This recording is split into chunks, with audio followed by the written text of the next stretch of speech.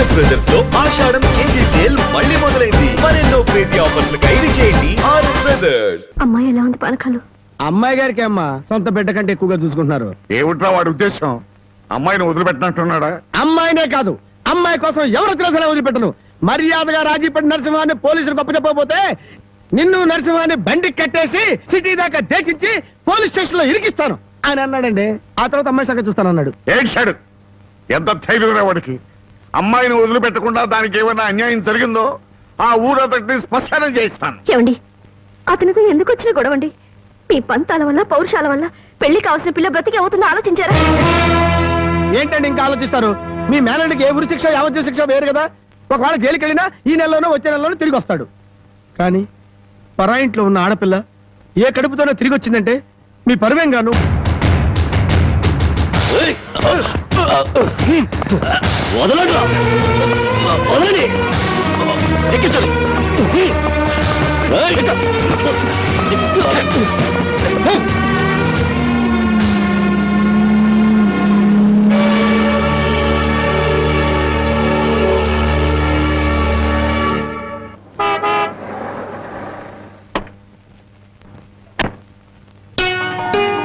నమస్కారం బాబు. రండి బాబు రండి.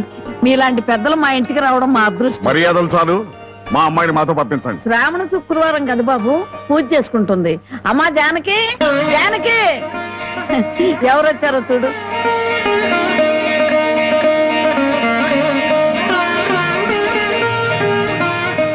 నన్ను క్షమించు. ఒక దుర్మార్గుని జైలు తోయించడానికి నేను దుర్మార్గుని కావాల్సి వచ్చింది.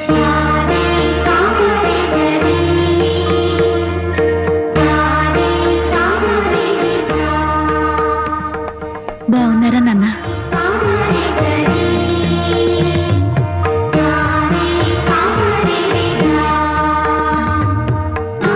చల్లగా 100 ఏళ్ళు బ్రతికమ్మ.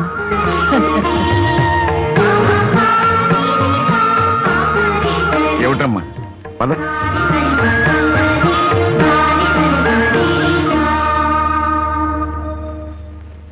పదమ్మా.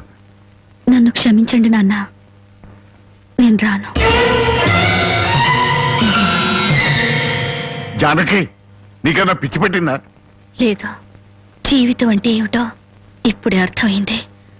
పరాయి మగాడు బలవంతంగా నన్ను ఇక్కడికి తెచ్చి 10 రోజులు నన్ను ఇక్కడ ఉంచుకున్నాక మళ్ళీ మన ఊర్లో అడుగు పెడితే అందరూ నన్ను చూసి నవ్వరా? నా శీలాన్ని శంకించరా? ఎవరే నీ శీలాన్ని శంకించేది? ఊరి నడిగడ్డ మీద ఉరి తీస్తాం. అలా ఎంతమందిని ఉరి తీస్తావు నాన్న? ఇంత జరిగాక నన్ను ఎవరైనా పెళ్లి చేసుకుంటారా? అలా చేసుకున్న నాతో సంతోషంగా కాపురం చేస్తారా? 10 రోజుల పరాయి మగాడితో పడుకుని వచ్చావని నా మొగుడు నిలదీసి అడిగితే నేను నిజంగా పడుకోలేదన్న సాక్ష్యం నువ్వు చెప్తావా? రాముడంతటి వాడే సీతను అనుమానించి అగ్ని ప్రవేశం చేయించాడా? ఆవిడ దేవత కాబట్టి మిగిలింది. నేను మనిషి నాన్న, బూడిదిగా మిగులుతాను. నీకెవరో రామాయణం 100 పోశారే. ఎవరో కాదు నాన్న, నువ్వే. 5 ఏళ్ల వయసు నుంచి నీ ఒళ్ళో కూర్చోబెట్టుకుని సీతాదేవి గురించి, సతీ సావిత్రి గురించి, ప్రాణం కంటే శీలం గొప్పదని, డబ్బు కంటే పరువు గొప్పదని నువ్వే నూరిపోసావు నాన్న. ఓహో అలాగా. మరి తండ్రి మాట చవదాటని రాముని గురించి కూడా చెప్పానుగా, అది గుర్తులేదా? గుర్తుంది నాన్న. రాముణ్ణి కన్న దశరథుడి గురించి మాత్రమే కాదు, సీతను కన్న జనకుడి గురించి కూడా చెప్పావు. తను చక్రవర్తి అయ్యుండి కూడా అడవిలో ఉన్న సీతను ఏనాడూ పలకరించడానికి వెళ్ళలేదు. ఎందుకు వెళ్ళలేదు నాన్న అని నేను నిన్ను అడిగినప్పుడు నువ్వేం చెప్పావో గుర్తుందా? అమ్మా, ఆడది గడప దాటేది 2 సార్లు. ఒకటి పుట్టింటి నుంచి మెట్టినింటికి, రెండోది మెట్టినింటి నుంచి మట్టిలోకి. ఎందుకమ్మా ఈ వాదనలన్నీ? మండి వెళ్తారా? నేను రాను.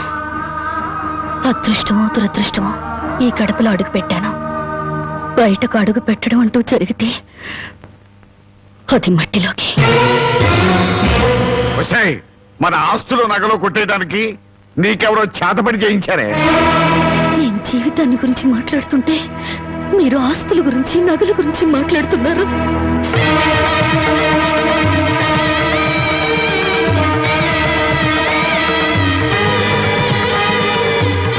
ఇదిగో నీ నగలు, ఆస్తులు నాకేమీ వద్దా. ఈ ఇల్లు వదిలి రాను. ఏం కుశావే? 20 ఏళ్ళు కనీ పెంచిన మాకన్నా బలవంతంగా తెచ్చి 10 రోజులు దాచిన వాడే నీకు ఎక్కువయ్యాడా? పార్వతి, ఈ క్షణం నుంచి దానికి మనకే సంబంధం లేదు. వెళ్దాం పద. ఏమండి కాస్త ఆగండి. ఏయ్ నన్ను టెన్షన్ పెట్టుకో. వెళ్ళి నుంచి. అవునమ్మా, అమ్మా నాన్నల మనసు కష్టపెట్టుకు వెళ్ళు. ఆహా, ఆస్తి కోసం అందరూ కలిసి ఎన్ని నాటకాలు ఆడుతున్నారు. రాఘవయ్య మర్యాదగా మాట్లాడు. నువ్వెంత, నీ ఆస్తులెంత? నీకు డబ్బుంటే ఉండొచ్చు కానీ పౌరుషాలు పట్టుదలలో మాకు ఉన్నాయి. ఉంటే దాన్ని ఎప్పుడో బయటికి నెట్టేవాడివి. డబ్బు కోసం గడ్డి తినే రకం. రాఘవయ్య, పదవే. రాఘవయ్య, అసలు నీ మూలంగానే మేము ఎన్ని మాటలు పడ్డాం. మర్యాదగా ఇంటి వచ్చి బయటికి వెళ్ళు. చావో బతుకు ఇక్కడే తెలిపోవాలి. ఇక్కడి నుంచి మాత్రం వెళ్ళను. నీ మొండి వేషాలు నా దగ్గర కదా. చివరిసారిగా చెప్తున్నాను, బయటికి వెళ్ళు.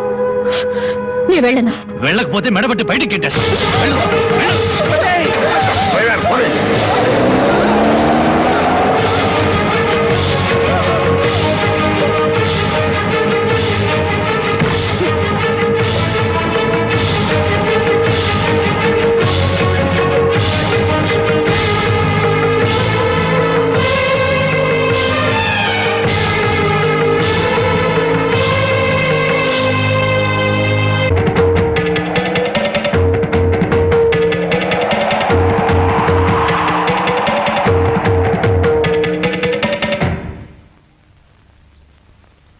ఈ దేశంలో ఓ ఆడది ఏనాడైతే స్వతంత్రంగా ఇంత ముద్ద తిరగలుగుతుందో ఆనాడే దేశానికి నిజమైన స్వతంత్రం వచ్చిందని గాంధీ గారు చెప్పారు. ఎరా ఓ పూట తిండి కోసం గాంధీ గారి గురించి భారతదేశం గురించి ఎందుకు మాట్లాడతావురా? అది కాదండి, ఒక భారతీయ పేగు ఆకలికి మాడిపోకూడదు కదా అని మాట్లాడాను సార్. చాలే ఊరుకోండ్రా. అందరికీ న్యాయం చెప్పే రాంబాబు నీకు అన్యాయం చేయడు. రామ్మ,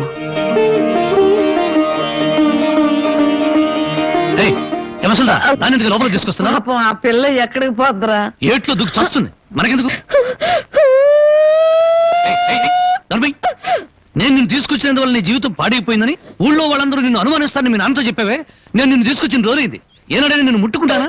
కనీసం తప్పుగా కన్నెత్తిన చూసానా? నువ్వు చెప్పవే బామ్మ. ఏమోరా, 24 గంటలు నేను మీ పక్క నుండి చూస్తున్నానా ఏంటి? అంతకంటే దారుణాలే చేసావు. చెప్పుకోవాలంటే నాకు సిగ్గుగా ఉంది. చూసావా బామ్మ, అతని మనసులో నన్ను చేసుకోవాలని లేకపోతే పెళ్ళాన్ని పిలిచినట్టు పిలుస్తాడా? ఏ ఆడపిల్లనైనా రామ్మా బొమ్మ అని పిలిచే మనిషి నన్ను మాత్రం అటు రావే ఇటు రావే అని పిలిచాడా లేదా? దేనికి రమ్మన్నాడో తెలియదు గాని రావే పోవే అని మాత్రం అన్నాడు. నన్ను ఎత్తుకొచ్చిన రోజున నువ్వు పక్కన ఉండగానే ఆయన చేతనే నాకు అన్నం తినిపించాడా లేదా? తినిపించాడు. అది ఆకలితో ఎక్కడ మైకం వస్తుందోనని పసిబిడ్డకు తినిపించాను. అది తప్ప? మరి ఆ రోజు నీ వండి పెట్టిన చేపల కూర మొత్తం తినేసి దీన్ని కట్టుకోబోయేవాడు చాలా అదృష్టవంతుడని ఒక రకంగా చూశాడా లేదా? చూశాడు. ఇప్పటికిప్పుడు కట్టుకున్న పెళ్ళాన్ని పట్టుకున్నట్టు నా చేయి పట్టుకుని బరబరబరా లాక్కెళ్ళారే. ఎందుకు లాక్కెళ్ళినట్టు? ఇలా చేయాల్సిందంతా చేసేసి నేను నిన్ను తాకానా, నేను నిన్ను చూశానా అని అడుగుతున్నారు. ఇలా కన్ను పిల్ల మనసులో ఆశలు రేపేసి ఏమి ఎరగనట్టు మాట్లాడుతున్నారు. నాకు న్యాయం చెప్పేవాళ్ళే లేరా? అడిగేవాళ్ళే లేరా? ఎత్తుడాలు కుదేడాలు పెళ్ళయ్యాక చూసుకున్నా. ముసల్దానా, గొడవ పెద్దదయ్యేలా ఉంది. ఇప్పుడు మనం ఏం మాట్లాడినా ప్రయోజనం లేదు. వెంటనే పెళ్లికి ఏర్పాట్లు చేసేయి. రాంబాబు, నేను జైలుకి వెళ్తే నా మరదల్ని వదిలిపెడతానని చెప్పి ఇప్పుడు దాని మెళ్ళో తాళి కట్టడానికి తయారయ్యావా? చూస్తారా దాన్ని చేసుకొని వాడలా బాగుపడతాడో, అదెలా సుఖపడుతుందో నేను చూస్తాను. ఏమిటి దాని పెళ్లికి వెళ్తా ఉంటావా? అవునండి, ఎంత కాదనుకున్నా అది ఇంటి పెద్ద కూతురు. దాని పెళ్లికి వెళ్ళకపోతే ఊళ్ళో నలుగురు ఏమనుకుంటారు? ఎవరేమనుకున్నా నాకు అనవసరమే. పెద్ద కూతురు కదా అని హరిచేతుల్లో అడుగులు వేస్తూ పెంచాను. దాని కళ్ళల్లో నీళ్లు తిరిగినా కళ్ళల్లో ముళ్ళు విరిగినా భరించలేక విలవలు అడిపోయాను. అలాంటిది నా పరువు ప్రతిష్టలను మంట కలిపిన రోజున అది నా కూతురు కాదనుకున్నాను. ఇప్పుడు నాకున్నదల్లా రెండో కూతురు ఒక్కతే. పెద్దది పెళ్లి కూతురు అయిన మరుక్షణం చచ్చేదాని కింద లెక్క. జ్యోతి, బయటంతా హడావుడిగా ఉంటే నువ్వు ఒక్కదానివే లోపల ఉండిపోయామే? లేదు బామ్మ, అరటిగల తీసుకెళ్దామని. నాకు తెలుసమ్మా నువ్వు పడే బాధ. ఎన్నాళ్ళ నుంచో నువ్వు రాంబాబు మీద మనసు పెంచుకున్నావు. కానీ ఆ భగవంతుడు అనుకోకుండా వాడికి జానకితో ముడిపెట్టాడు. అదంతే బామ్మ. బావ కోసం కన్న తండ్రిని వదులుకున్న ఆ అమ్మాయి ప్రేమ ముందు నా ప్రేమ ఎంత? ఎప్పుడూ గుళ్ళో ఉండే పూజారికి దేవుడు కనిపించడు, వరం ఇవ్వడు. ఎక్కడి నుంచో కేక వేసిన కొంతమందికి దేవుడు కనిపిస్తాడు. అలాగే బావను పొందే భాగ్యం నాకు లేదు బామ్మ.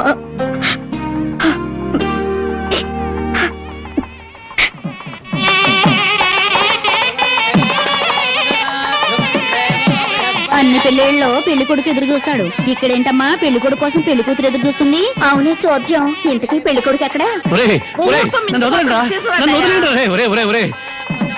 బామ్మ, ప్రతిరోజు పేకాడుకుంటూ సోగ్గాడిలా సంతోషంగా ఉండేవాడిని. ఈ రోజు నాకు పెళ్లి చేసి నా జీవితాన్ని సర్వనాశనం చేయాలని ప్లాన్ చేస్తావా? పెద్దవాళ్ళు పట్టుకొని ఇష్టం వచ్చినట్టు మాట్లాడతావు. ఈ పెళ్లి సభ్యంగా జరిగితే మహంకాళికి మేకపోతు కోసిస్తాను మొక్కుందంట. ముక్కుందా? ప్రతిసారి ఏదో ఒక ముక్కుపుడి పేరుతో ఊళ్ళో ఉండే మేకపోతలన్నింటినీ ఇలాగే కోయించేసింది ముసలిది. ఇక కోయించడానికి మిగిలింది నువ్వే. పెళ్లి జరగాలి కానీ అదంతసేపా? నన్ను వదలండి రే, నన్ను వదిలిండ్రా, హ్యాపీగా పేకాడుకుంటాను. నన్ను వదలండి రే, వదిలిండ్రా నాకు వద్దురా రే, నాకు అది కష్టాలు రే, వద్దురా రే, వదిలిండ్రా. వదలండి రే.